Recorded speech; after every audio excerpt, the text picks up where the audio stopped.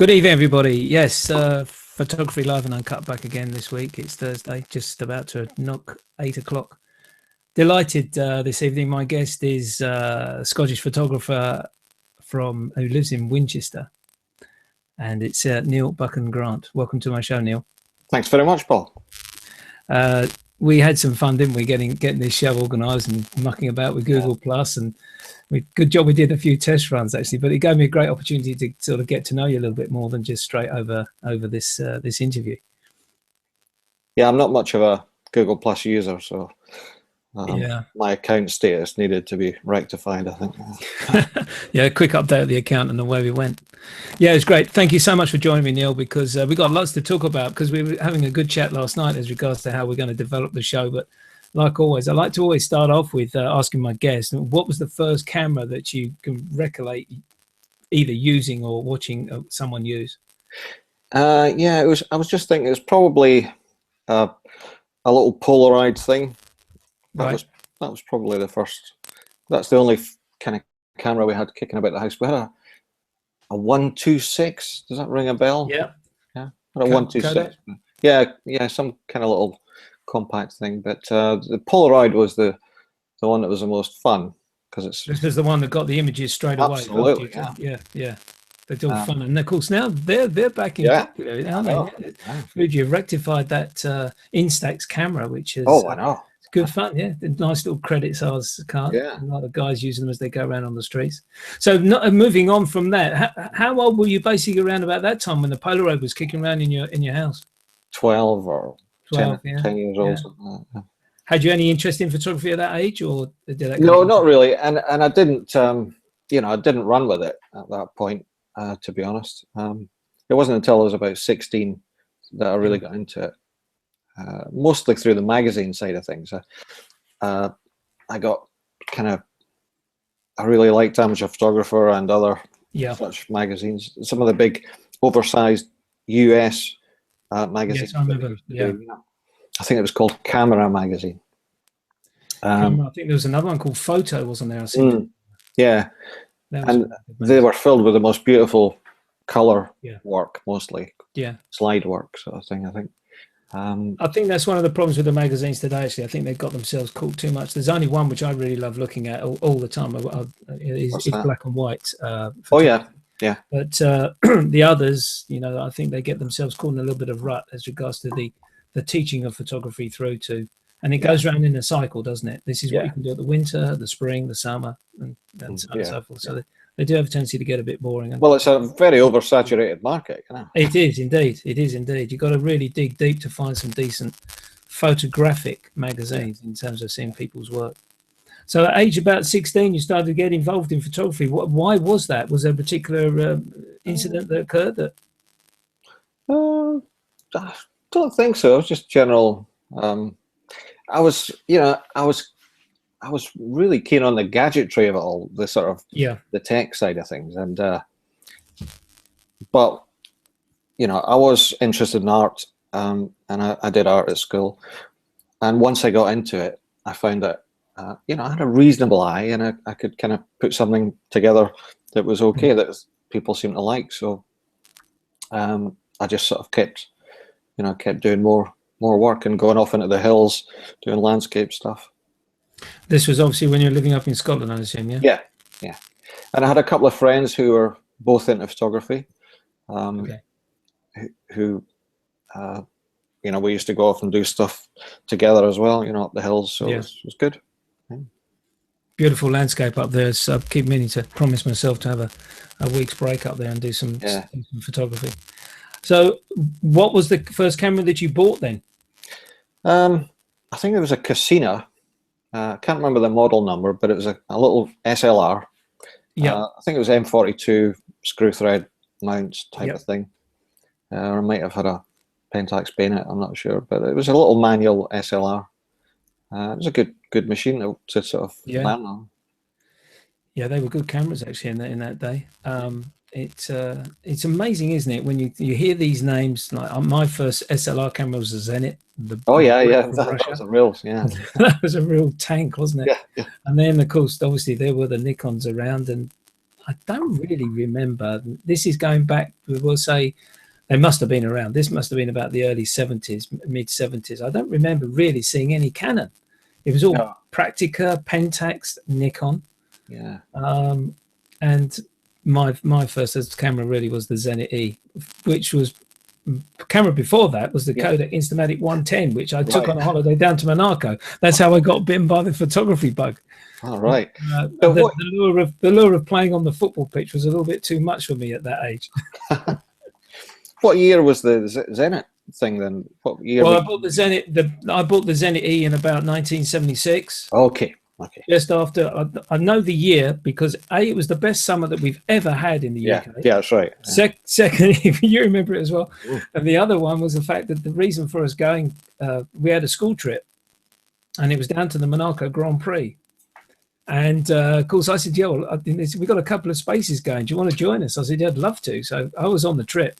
And it wasn't until we got in the minibus and off we're going for this journey down from Kent down to Monaco that I realised that of the 10 of us, 8 of the fellas were into photography, and they had all their SLR gear, Prakticas, Pentax, and all this.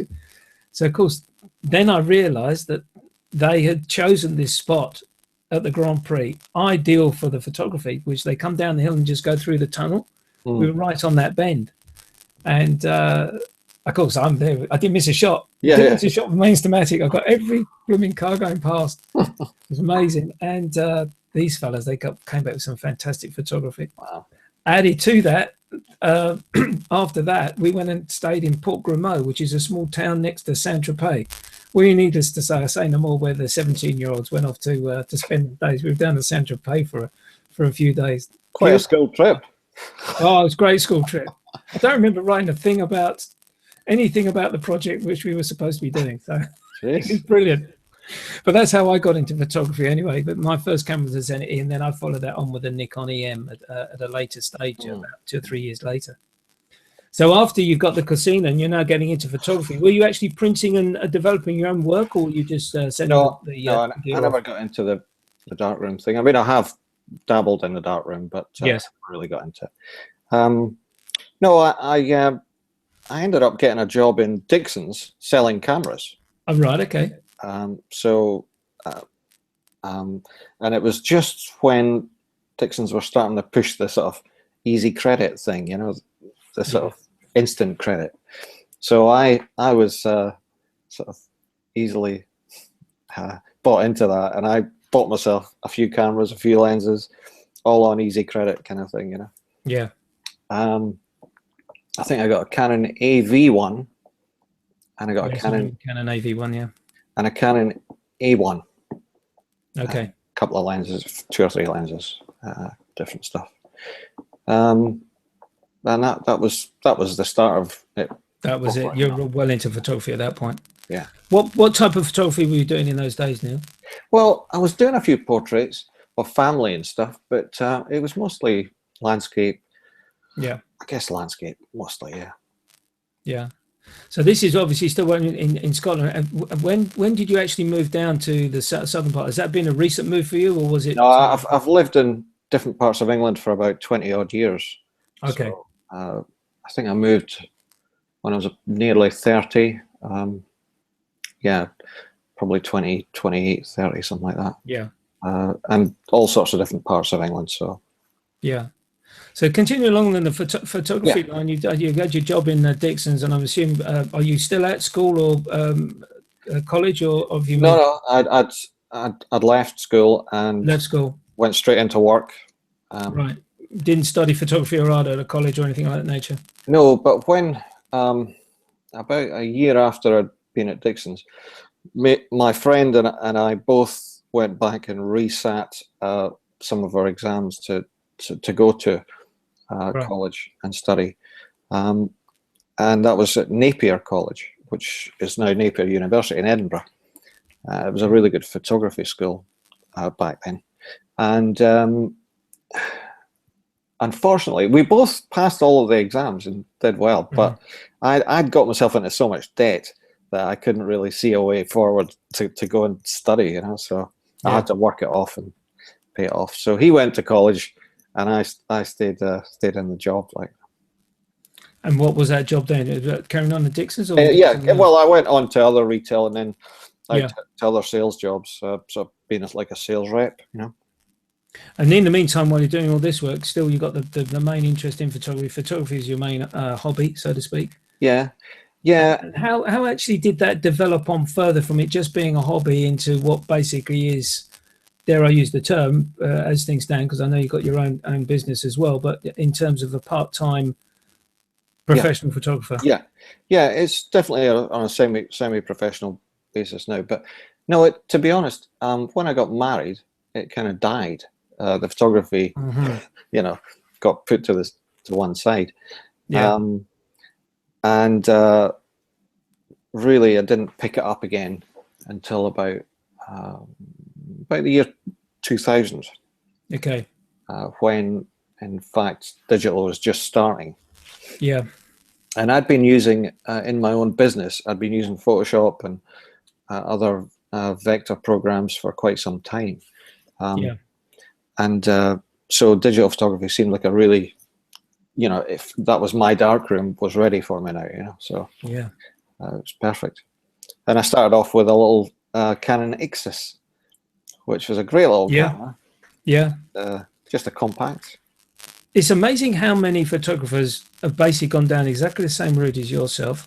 I've done almost exactly the same.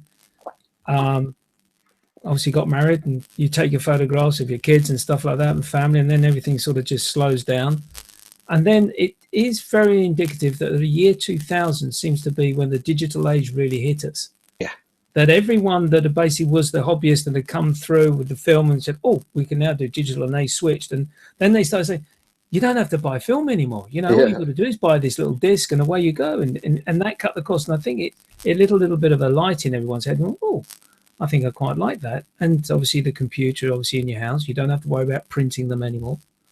The photographs, that is, although we'll come to that later because we're both keen on the finished article, you know, the printed article. Yeah. And I think the year 2000 is a very, very, for photography, it's such an important year when a lot of people's attitudes changed about the work and obviously got back into a hobby, which was basically gathering dust in the back of their cupboards. Have you still got your old film cameras, or have they all gone? No, they've gone. Like they've flown the nest. Yeah, I'm not much of a collector in that respect. No, you know, if it's not being used, get it sold. Yeah. I think your wise actually says me.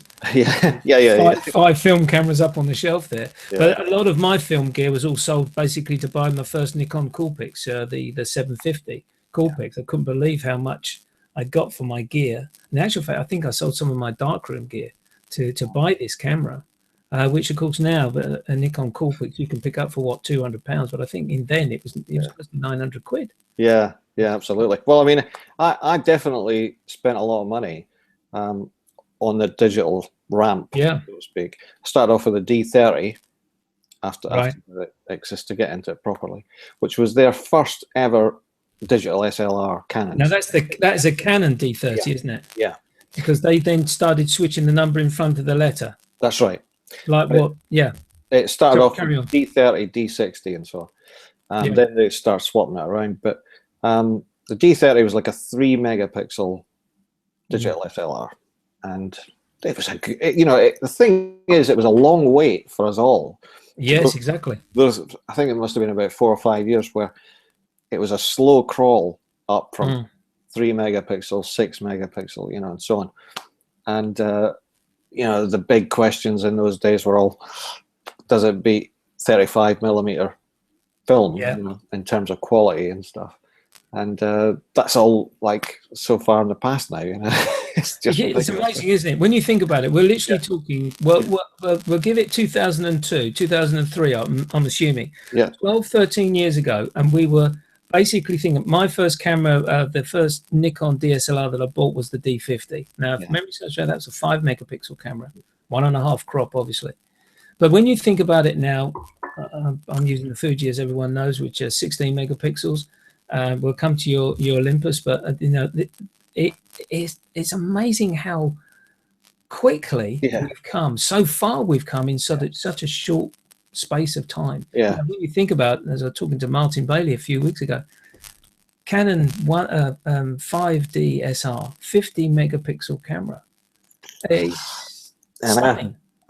Absolutely. And apparently, rumor has it, they have got an 80 and a 100 megapixel sensor in their factory waiting to be basically, wow, how are we going to release it? You'd have to buy a whole new computer room, I think. Yeah, I think so. That's ridiculous, isn't it? Yeah. So let's take it a stage further. So now we're into the digital age for yourself. How did the development of your photographic business start at that time, or had it been going through the late film into digital? Well, once I started getting into the digital SLRs, I think I was living in Devon at the time, and there's a lot of great landscape stuff down there. Fantastic down there. Opportunities. So I think that's where I started getting into it again seriously. And then sending a few things off, got the odd bit of publication here and there. I was doing a lot of traveling as well. Well, not a lot, but good holidays, and I think I did a good holiday in the south of Italy, around the Amalfi Coast. Yes. And multi-center sort of thing, Capri and Naples and Sorrento, stuff like that. And I took a lot of reasonable pictures, and when I got back, someone saw the travel photographer, a travel photographer competition, travel photography in the Independent on Sunday, and it was done in cooperation with a publishing travel publisher called Insight Guides. Okay. Who also own Berlitz, the little blue books. Yes. That you see at airports. And I went in for this competition and I won it. And the prize was a commission to shoot not the Ligurian coast of Italy, so everything between sort of Nice and Lerici, northern coast, Portofino and all that sort of thing. Yeah. And so I did that commission. They liked it, and then they booked me again next year for proper straight up paid commission, and then for the next few years as well. So that was the start. That was the lead-in. It was the start of me thinking, hey, this is a possible way to go. Yeah, exactly right. Lovely lead-in. Win a competition and off you go. Fantastic. Yeah. How a competition can change your life almost. Yeah, absolutely. So now basically we're getting close to going to have a look at your photographs on the screen share. And when we do that, you tell me which portfolio we can sure. have a look at, and you can talk about it. So really now we're well into this semi-professional life now as a photographer, with getting commissioned work for travel photography and obviously your landscape work. Yeah, the travel photography was it. That was right. That was it really. There was nothing else. I mean, I tried doing a bit of stock, but I think stock really is the domain of lifestyle photography mostly. When it comes to landscape, I don't think they're that interested in it. Yeah. Because I think they get inundated with people offering landscape, but they want something a bit original, a bit different. So I didn't really pursue the stock thing. And really, it was it was just carrying on doing that and the travel stuff. And then when I got divorced, that was a big kind of key moment for me, because then my photography went into a totally different sort of level, and I thought that was about how many years ago now? It's about 8 years ago. Right. And I started doing a lot more portraiture. And I think that's when I really started to take it seriously. To be honest. Let's just go back to when you picked up that first commission and then they followed it on. How many commissions were you getting a year, we'll say, with your travel photography? It was just one a year with that company. 1 a year. Yeah. Oh, okay. I mean, you could have, if you wanted to really stay in cheap hotels. You could come out with a few thousand quid profit. Yeah. It's not something you could live on, you know. No. The travel photographers who are actually making, you know, who are making a living, are very industrious and very, very busy, and very multi-stranded. You know, they are into pretty much all sorts of, into advertising, into publications, editorial, but everything really, you know. Yeah. But let's go to screen. Let's go to screen share, Neil, because this is a good time to look at your work. And then after that, if I can get the here we go. After that, after we've had the screen share, let's talk about editing, because sure. We touched on that yesterday when we were having our little pre-show conversation, and let me just so you should be seeing this now. Present to everyone. You know that logo at the top? If you want to get back to the main homepage, just click on that logo. Click on there. That'd be great. Thanks for that tip. Thank you. So where should we go? Travel. Let's start off with travel, because that's your starter area. Yep. And well, I've been looking at this website quite a few days now, and stunning photography here. Let's just click on this one. And what basically is that page loaded properly? Yeah, that's oh, great. Sorry, that threw me, because that was one that I hadn't seen before. So what I was going to do is basically, if I just click through from time to time on an image and just talk about your images and your idea behind the photograph, would be great, Neil. Well, this one was taken in Venice. Yep. On a workshop that I ran with Steve Gosling, who's a really great landscape photographer, also an Olympus ambassador, and it was all through Olympus really, this workshop. And I was handling the portrait side of things, and he was handling the architecture or landscape, that type of thing. But we're both running it all for the whole 3 days.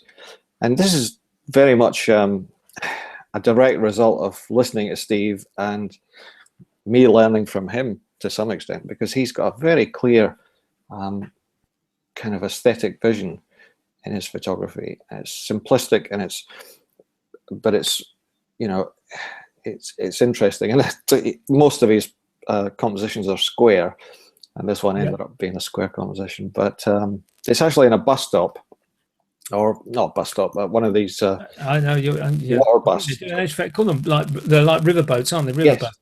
Yeah. And we're just waiting. We've just been in to see Irving Penn's exhibition, which was amazing.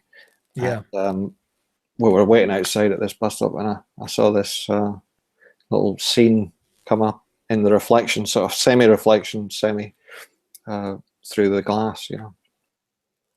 But it was. I can see how the photograph's been taken now. Yeah. Yeah, I can see that. But it was definitely very much influenced by the sort of thing that he does, and he was doing. Yeah. It was good. It's a fantastic city to visit. I was there last year, actually, in Venice, and didn't have long enough. The weather wasn't too good, funny enough, but didn't have long enough there. Yeah. This is a neat shot here. Boats at the bottom there, lovely lagoon area. Whereabouts was this taken, Neil? So this is taken on the Algarve in Portugal. Okay. So it's a famous beauty spot near a city called Lagos. Yep. And it's these rock stacks offer tremendous photographic opportunities if you get down close to them as well. And I think this was, not sure which camera, which lens, but it was definitely one of the Olympus cameras I was using. Yeah. We're going to be talking at length about your switch to using the Olympus on a more regular basis than the other gear. Beautiful golden sand. Yeah, that's in southwest Spain, in a place called Vejer de la Frontera, which is Andalusian kind of coastal, very very unspoilt still. Great place to go. Yeah. Bit of street photography, like it. Sort of, yeah. Yeah, Andalusian style. That's in Vejer as well. Love the angles here. Love all this angle work, the verticals and the beautiful, and then the two individuals there. I had to wait about 10 minutes for someone to come along. Yeah, and they walked along. There's another tip, you know, waiting in the same spot. That was my last guest mentioned that, staying in the same spot for a period of time and waiting for something to happen in an interesting. I don't do a lot of that, to be honest. Steve Gosling calls that the hunter and the fisherman. Yeah. Approach to photography. You know, that the hunter goes out and keeps moving on to stalk his prey, and the fisherman just waits. And I don't do a lot of that, but that was worth hanging about for. That was worth the wait, definitely. That's out in New York. As in New York. I was just about to say Canada, because that up there, that's Toronto Dominion Bank. Ah, really? Right. I wonder if that's in Canada, but no, New York. Yeah. A typical scene really from New York when you think about it. There's obviously something closing or just coming through the winter period. Yeah, that was Christmas Day, I think. That was. Was it Christmas? Yeah, there you go. Downtown Broadway. Lovely. I love the photographs in New York. That was. Oh, was it this year? Yeah, that was this year in January. I was in Fuerteventura for a week. Oh, okay. At New Year. Yeah. So that was just one morning. I don't get up that early that often, but this was definitely worth getting up for. It was a lovely. Lovely scene there. Now we're going to be talking about editing, obviously, after we've done the screen share. But let's just use this one as an example. How much work have you actually put into this this image when you've taken it back home and put it in the computer? Not that much, to be honest. The landscapes I don't tend to find need that much work. The editing is really mostly about portraiture, and I don't find they need an awful lot of work. I mean, this will have been done in Lightroom and then taken into Color Effects Pro for Nik's software. That's right. Yeah. Just to give it a slightly more juicy kind of look. Yeah, sort of like an enhancement, basically, of the colors, etc. Yeah. And maybe a slight vignette, you know, but yeah, exactly. Let's just go back to that. Yeah, you can just see that the vignette there always helps, doesn't it? Just, nice bit of work there. Back to Venice here. Yeah, that was I was going up onto the Rialto Bridge, and I saw that. I saw this snake of boats just kind of appearing in front of me, and I literally ran to the edge of the thing and took a few pictures. And it's nothing brilliant or anything, but it's pretty washed out in the back. But it's a nice little. I think from my aspect, I think it sets the scene. This is just so typical of Venice. And I say, when I was there last year, something which I saw a lot of. You got the buses in the background there as well. And I don't know how these guys keep these gondolas up. I think I'm amazed that they don't capsize as soon as everyone sits in them. Quite honest with you, it's quite amazing. Let's change out of that. Let's go to let's do some street portraiture. This is interesting.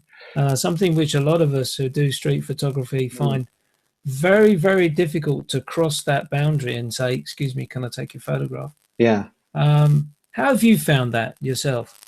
Well, obviously, there's a few different types of photography you can do within that. You can shoot candid pictures, which are all about people not really being aware, and I like to do a bit of that, but I also like to go up and actually engage with people, and that took some while to develop, to be honest.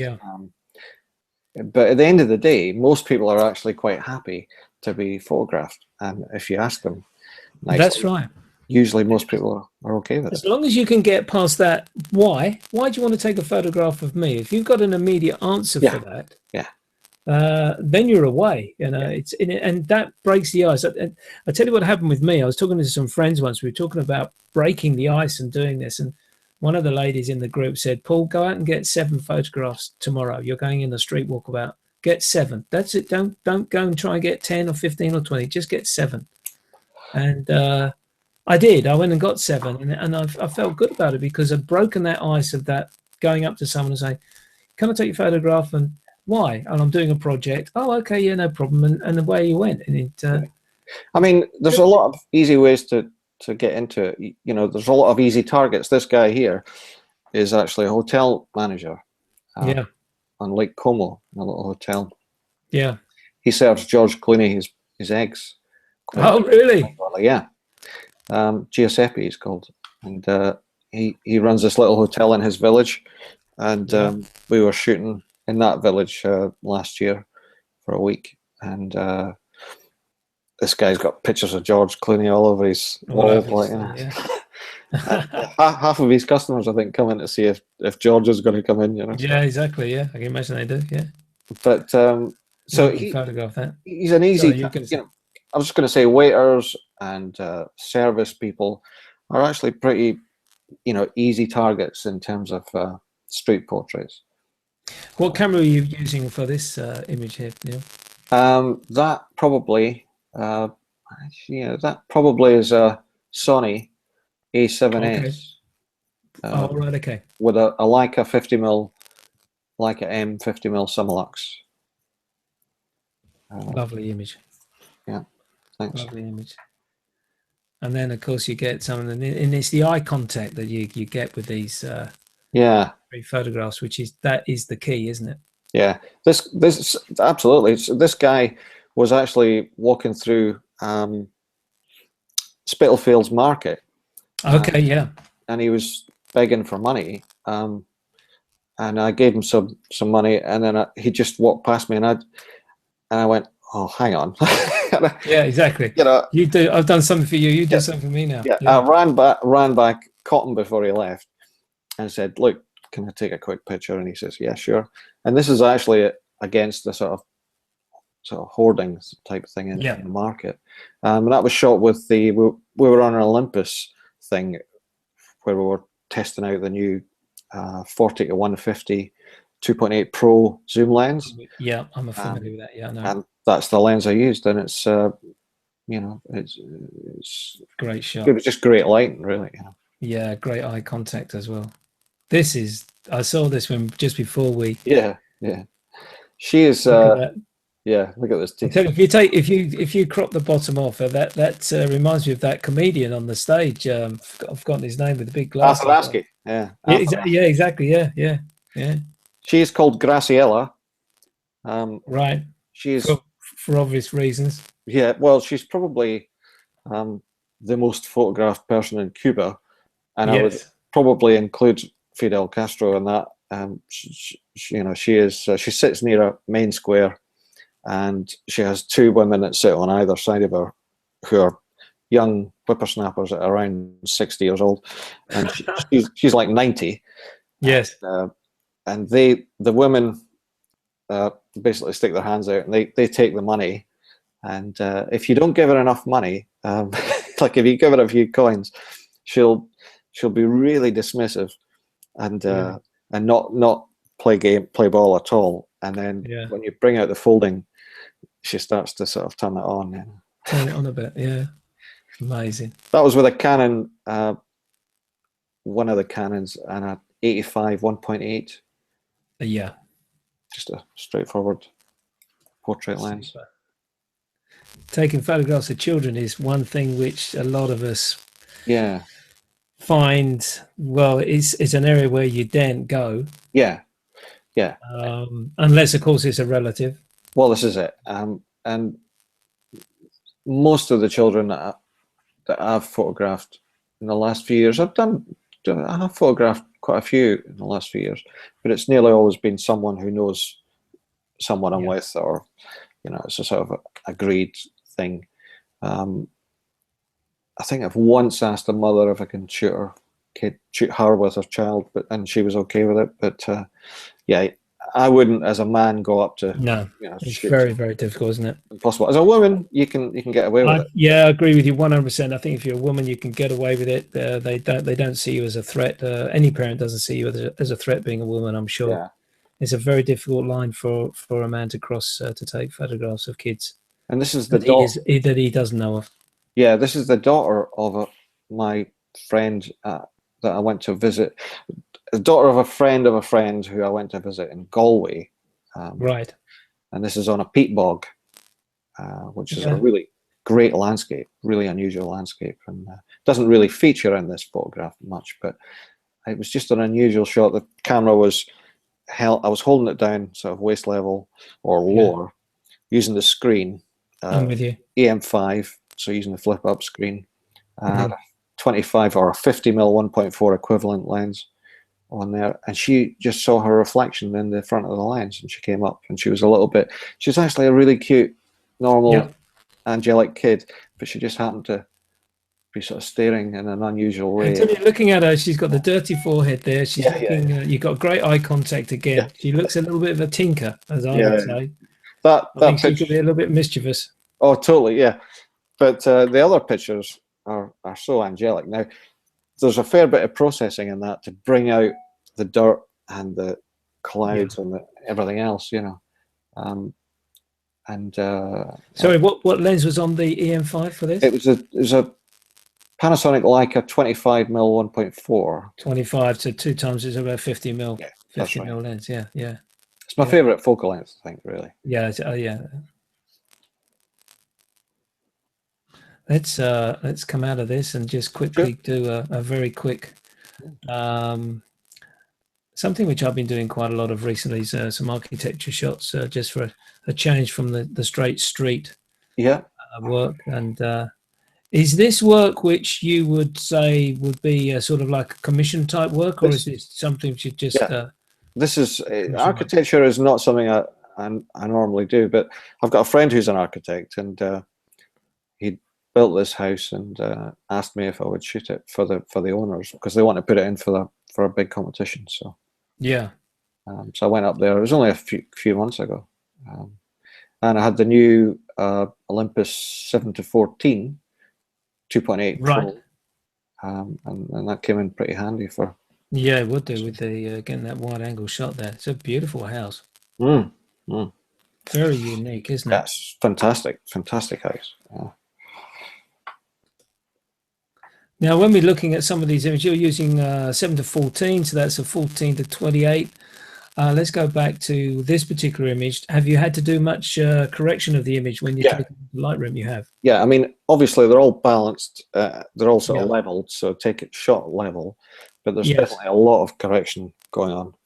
Yeah, and where would you do that correction? In Lightroom, or would you do it in Photoshop? Lightroom. In Lightroom. Okay. Yeah. I find the facilities in Lightroom for that kind of thing very good. I think from my experience, I think you've got to give yourself enough latitude of the actual image itself that you've taken to allow you to do that. Otherwise, as it impinges, as you get the uprights, you'll lose some part of the image that was, dare I say, important to the image. The best way to do it is to go back as far as you can and shoot exactly. Shoot as long a focal length as you possibly can. Really. Yeah.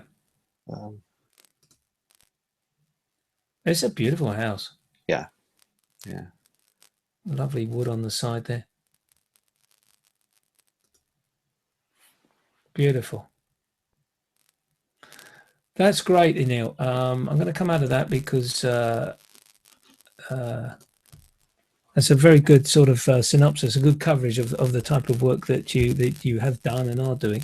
Yeah. But we were talking yesterday about editing, because we were both mentioning about the fact that I personally want to do a lot more printing, and it's one of the reasons why I want to get back into my camera club next year. Yeah. And you've it sounds as though we've got pretty much the same sort of printer in terms of an A3 Plus printer. Editing is it sometimes can be overdone, can't it? Very much so. Yeah. Guys, could you just talk us through your process, your workflow? I think is the better way to do it. From image take, you're back at home now, you've got your disc, and then you're going to start uploading and doing the work. Yeah. Well, the first job for me to do is usually to to do an initial run through. So that's basically looking at however many thousands of pictures you've taken, and looking at every one and taking out the ones that are completely, blurry or just unsavable. They're not going to work. Yeah, and that can take quite a while. Then I usually like to give it a day or so, and then come back, do the same thing again, but this time putting, say, 5 stars onto just with a quick keyboard press. 5-starring pretty much anything that I think is good.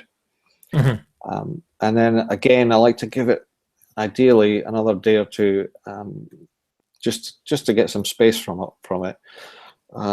When you come back, you have a fresher sort of perspective, and you tend to find that most of your pictures fall into sort of sets or areas where you'll have shot one person or this area or whatever, and so you basically end up with a lot of groups, and you've got these starred pictures. So you might have 6 great pictures of this one person. So it becomes a lot more simple to just look at those 6 in isolation and just say, yeah, that's the best one, Yeah, exactly. Yeah. But it does take years to sort of get better at editing. Yes. Processing. When you do that process, you do the star first off. That's one, and you ditch those. Do you actual fact create a separate folder, or do you remain in the same folder but use the star process? Well, I'll sometimes I remain in. It's all in the same same folder, yeah. But it's in a collection, so you can move them around. With you. Yeah, so exactly. Yeah.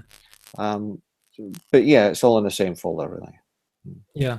So okay, so we're up to 5 stars, and you've decided which is the one. Then what are we looking then? Basically, now you've got to be careful how I put this actually, because a lot of people will immediately say, right, I reduce the highlights, increase the shadows, I then start mucking about with the contrast. How much do you feel as though you would put into an image? I've heard people say, if I have to work on the image more than 10 seconds, I'm wasting my time. Yeah, well, others have said to me, well, I'll spend days creating that image. Yeah, I'm not a commercial photographer for the most part.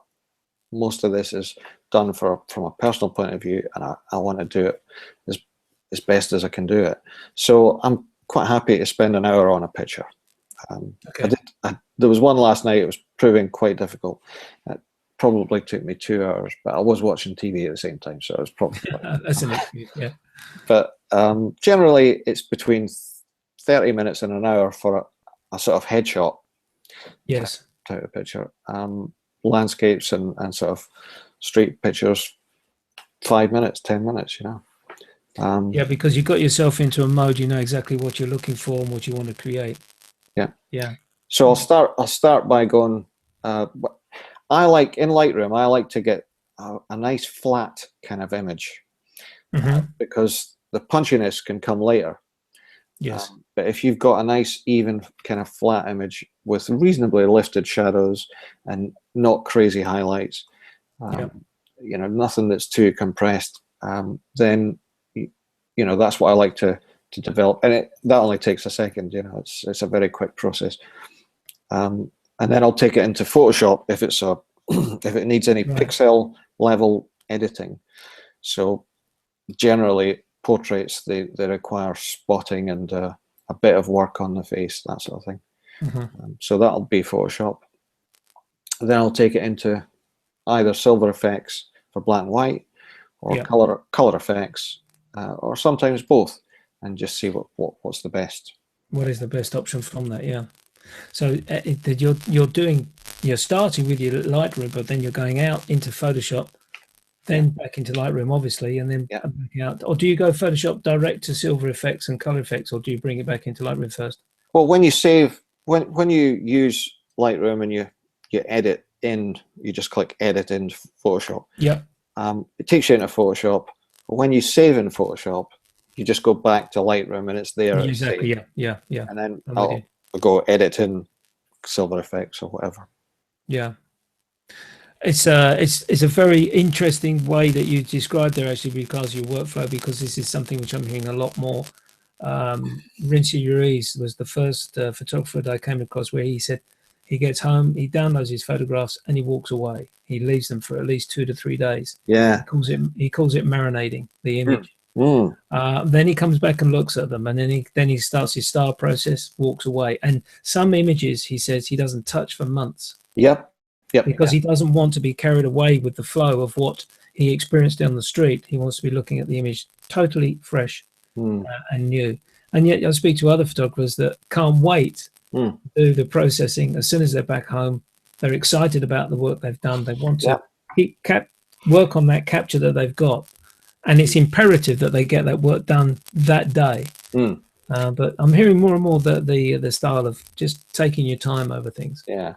Yeah, I mean, you know, I'll tend to do most of the stuff that I want to do within a couple of weeks. But sometimes, you know, life gets in the way, and you just can't spend all your, you know, you can easily find. No, exactly right. You've got other things to do. Exactly. Just doing it. Exactly. Yeah. It's an interesting process. Now, with regards to the printing, you're doing. From what I can remember last night, you're saying you're doing some printing. You're not doing a great deal of printing. Is that right? No, not that much. I do like to print out a picture every now and then. It's great to see stuff in frames. It's great to see stuff on the walls. But I've used Whitewall recently, quite a bit, and they're quite a good company. They do these big resin prints. Let's come back to your own personal printing, because have you found any difficulty from taking your print from Lightroom to print? Have you come across the usual, oh, it's too dark? I don't actually use that process. Right. I don't print direct from Lightroom. And I've seen, for example, I saw a great Damien Lovegrove concept to print workshop that he did. He did that street roadshow, and he does that very slickly in Lightroom. But I use a vector program called Zara, which is a fantastic vector program that handles bitmaps beautifully, and I'll import it into Zara, and then I'll print from there. Do you have to do any editing in Zara? No, you wouldn't use it really for editing bitmaps, but you just use it. It's just like a desktop publishing way that I would use that, you know. It's not like a rip then, basically, from no, not like that. Okay. No. Zara, that's interesting. I've never heard of it, because I print direct from Lightroom, and the first thing I experienced was effectively underexposed images coming out of my printer. And it wasn't until Martin Bailey said, turn your luminance down on your screen, 25%, and you'll get a balance, because it's obvious for when you hear it said. We're looking at effectively a reflected, a backlit image, and we're printing a reflected light, and that's where the problem starts. I don't have any calibration set up either. No, my printer's not calibrated, and again, I've heard this mentioned quite a few. There are loads of photographers out there that don't calibrate their screens. I have calibrated my screen. I don't do it regularly. I just do it basically when the screen has moved, but. Some guys don't even. I've no calibration. It's basically, if you know what your screen's like and you know what the output comes out, there's a correlation between the two, and your brain can somehow work it out. And generally, you know how to get a good image. You know. Well, it's interesting you say that, because one guy that I spoke to who's colorblind. Oh wow! Drastically colorblind. And we were talking about the colors, and he said, well, if you look at a set of traffic lights, he said, I have real problems with green, real problems. So I said, well, how do you get your print right? You know, because he prints all his work. He's a nature photographer. And he says, well, when I initially started, my wife would say to me, that's correct color. And he said, now I've got a memory of what that is. And I work on from there. Oh, it's just amazing. That's right. The brain's an amazing thing, you know. It is an amazing thing, and it's purely amazing. And if you ever get a chance to look at his work, Les Imgren is an amazing nature photographer, and as I say, he is colorblind as you could possibly be colorblind. He's over the top almost. Wow. Let's switch away from editing and printing, and let's talk about Olympus. You're an ambassador with the Olympus cameras. How did you come across Olympus? What was the reason for you Well, you haven't switched because you're still using Canon gear by the sound of things, and obviously you use the Sony as well. But why Olympus? Yeah. Well, actually, I sold all the Canon gear. Oh, the Canon gear's gone. Sorry. Yeah, no, and I sold it all ages ago. Okay. Mostly to move into Leica. Okay. Because I love the quality of the lenses mostly. And I mean, I've been using full frame Canon for quite a few years, but the Leica lenses just produce something so much more special, you know. A real luxury kind of look, you know. And I was then I hadn't had a travel commission for a couple of years, and then all of a sudden there was a change of staff at Insight Guides, and they asked me to do a big book for Sicily, which was a month worth of driving around Sicily and its associated islands. It was fantastic. And but all I had was a Leica M9, and I had an EP2, the pen, you know. Yes, yeah. Which you could add, you could stick the Leica lenses on with an adapter. I'm with you. And I think I got in touch with Olympus and asked them if they'd be interested in loaning me some kit so that I could shoot this thing, because the idea of doing a book with just a manual focus camera is, you know, really difficult, I would think, you know, a couple of focal lengths. So they did. They loaned me a whole bunch of stuff, and the book was great. And then I really got into the Olympus stuff, and I started using it more and more. It started to take over as their lenses system developed, and their lenses, they started bringing out some beautiful prime lenses. I started to use more of the Olympus stuff than the Leica. Okay. So yeah, that's. What was your original question again?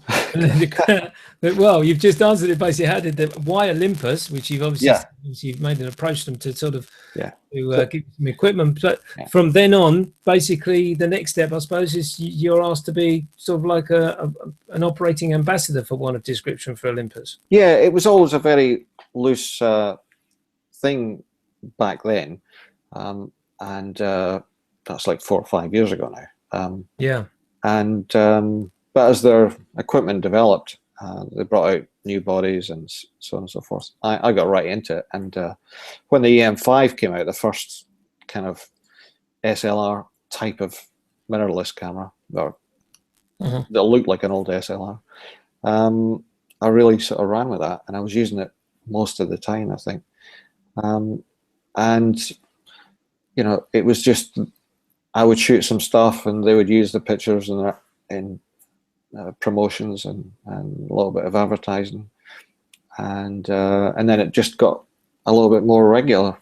And nowadays, it's actually the ambassador thing is quite a formalized sort of, you know, deal. And I don't really have enough time to put myself 100% into that. So I'm sort of still on the sidelines, just doing what I always did, really, you know. Yeah.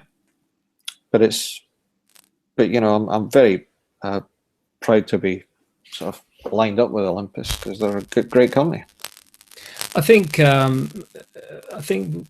my immediate thought with Olympus when they started going down this route was obviously on the financial side of things, whether Olympus were going to survive, because they had all that problem. But it's clear that with the 4/3 sensor and all that huge stable of lenses which they've got, not just Olympus lenses, Zuiko lenses, but obviously the Panasonics and those it's just an amazing I use the term stable that they've got in terms of lenses. And now the cameras are slowly developing more and more, and I firmly believe that the mirrorless cameras are the innovative part of photography now. And they are neat, good, great cameras, and the work which some people are producing from them really is comparable to 1.5 crop, or in some cases full frame. Now, interesting that you're using a Sony A7 there as well. how are you finding the difference between the two cameras? There are times where you said to me yesterday that you've used the Sony A7 because it's got the full frame option. Yep. Yeah. Is there a but? No, no, no. There are two. I mean, you can do pretty much anything on the Micro Four Thirds. You can get pretty much any kind of look that you're after. But there are two instances that I've found the A7 comes in really handy. First one is it'll take my 50mm Leica Summilux, which is a very special lens for me. It's got a unique look, and it'll take that and it will use that as it was intended to be used on a full frame sensor. Yeah. If you stick that 50mm lens onto a Micro Four Thirds sensor, you end up with a nice image, but to be honest, if you stick the 45mm Olympus lens on, you'll get a better image because it was made for that sensor. And the 45mm Olympus lens costs, the 1.8 costs about £200. It's the best bargain in photography, but the Leica M lenses really do need to be used on a full frame sensor. Yeah, I think anyway. So obviously with that particular lens, you've got the low light opportunities as well, because with that camera, yeah, exactly right, exactly. Yeah, so it's nothing to do with sensor size produces a larger image, produces more detail, because at the end of the day, this is the big argument, isn't it? I need to get the one thing which bugs me sometimes about the sports photographers, they keep on insisting they need these bigger cameras, and I'm convinced that the day is going to come where they're all going to realize that the Lumix G4s and are going to basically be the GH4, is it, with the 4K video, is going to be the one they're going to use on the sports scene. But your final output, the print, A4, A3, as we talked about, and possibly if you take it into another program called Resize, A2s and A1s can be achieved quite easily. I think you've had some larger prints done yourself, you're telling me, from Olympus. That's not the problem anymore, is it? The sensor is not the governing body anymore with regards to what is the final output.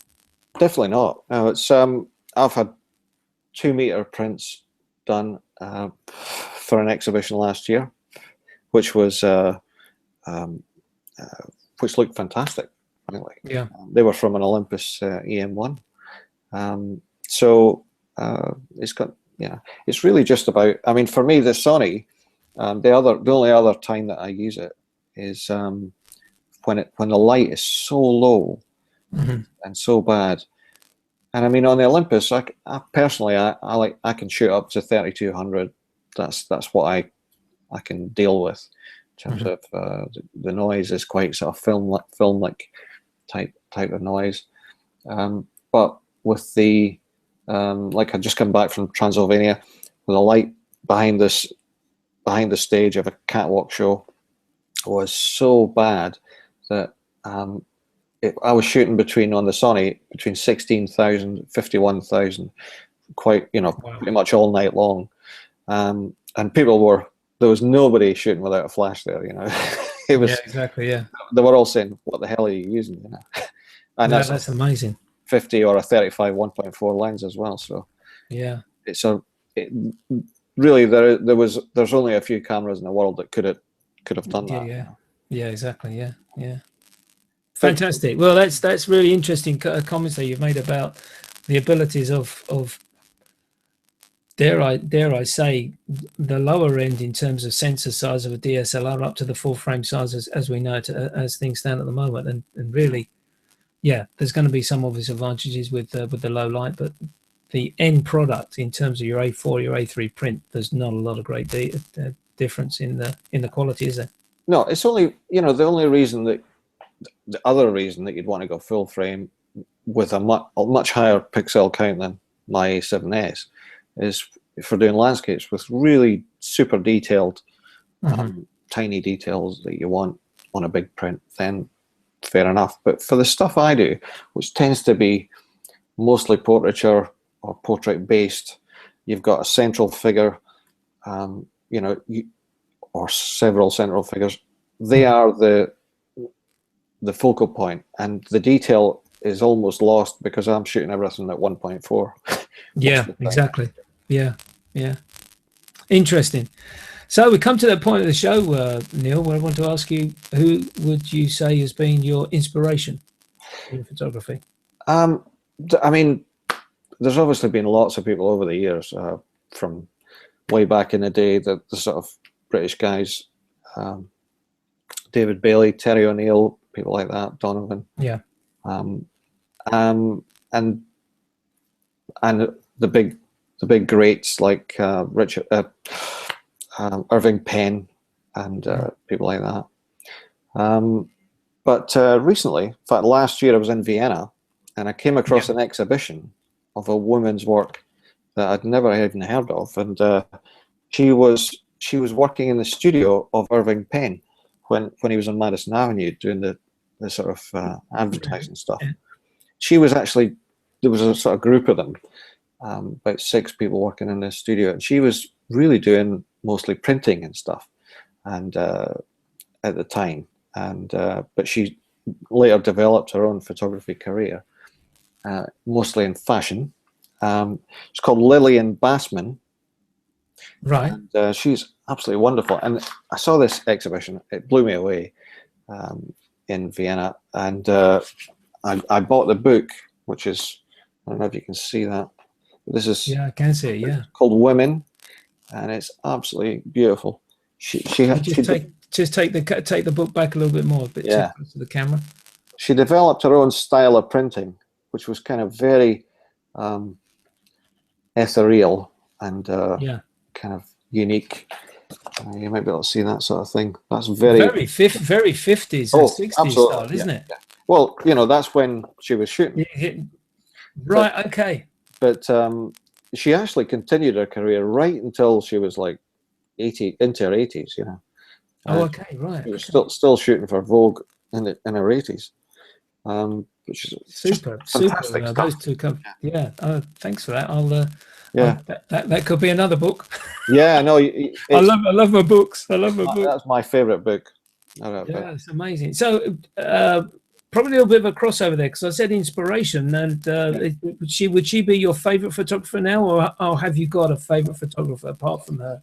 No, I don't think I have got a favorite photographer. You know, there are so many out there. And, yeah, there are.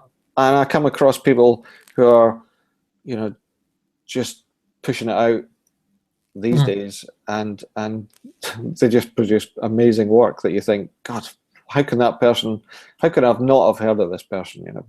But that happens every week, you know. Exactly. So there are so many quality photographers out there now, and a lot of people would turn around and say it's because of the equipment, but you've got to have that eye to see an image. It's nothing to do with the equipment, absolutely. No. We all like to fixate and you know, concentrate on our equipment, and obviously, you know, it helps because there are certain technical things like that low light situation I had last week where nothing else would have worked. So we like, and we have our own, you know, personal preferences and the way things look, like that lens that the Leica lens I use. But at the end of the day, it's all about what you decide to frame in the frame, you know, and what your interests are, you know, and how you're realizing those interests in a two-dimensional kind of way. Yeah. So.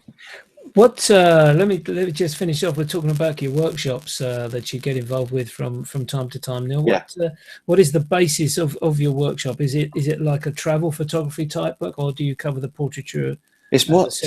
I'm more interested in the portraiture side of things, to be honest. But I've done bits of travel photography in the workshops, and certainly, you know, that's something that I'm happy to continue to do. We're doing a little Olympus. I think it's probably sold out. I don't know, but it's an Olympus workshop in Winchester in about 4 weeks with a retailer, and we're going to be doing a sort of travel photography shoot, like an editorial shoot, with set challenges and set things to shoot. You know, So I enjoy the whole travel photography type of thing. It's Is that a workshop just with yourself, or have you got other? No, it's just me, that one. Just you, that, yeah. Yeah, but we're going to Berlin, myself and That's what I was Steve. going to ask you about Berlin, because you mentioned it before. So yeah, plug away, as they say. What's the Berlin one going to be about? There's 3 spaces left. So there's lots of great last-minute flights and brilliant accommodation in Berlin,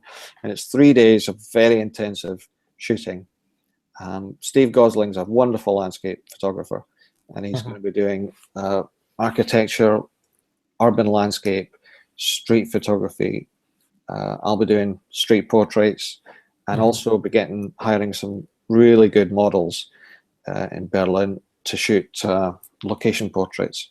So kind of fashion biased location portraiture. But it should be a really fantastic workshop. We're also going to be going through workflow and editing. It's really pretty much everything. Doing portfolio reviews, the lot, you know. That's a fantastic one. Yeah, gonna make a point to stop off at Checkpoint Charlie. I'm sure, probably, yeah. Amazing place. We're going to be there a few days early to actually look at, to decide exactly how we're going to set it up. But it should be really good. Many of the people that were with us in Venice last year are coming as well. So, and there's people coming from all over the place. Not just the UK. There's a guy coming from India. Wow. Just for this workshop, in fact. That's amazing. And people coming from all, possibly one from France, obviously several from Germany, several from the UK. It's a unique city. I'm fortunate enough to be there a couple of times for work. And the first time I stayed there, I stayed on the east side in a hotel, which was so plush. It was just amazing. You wouldn't have thought you were in literally 2 years before, or 3 years before, was a communist country. And the wall was basically all down by then, but I know certain parts have been built back up because they wanted that to remember that. But an amazing city. You got the Western capital side, one side, and then this eastern side, which is just so different. It's well, you've got such a great bohemian thing going on. Exactly. It's a wonderful mix of sort of youth culture, you know.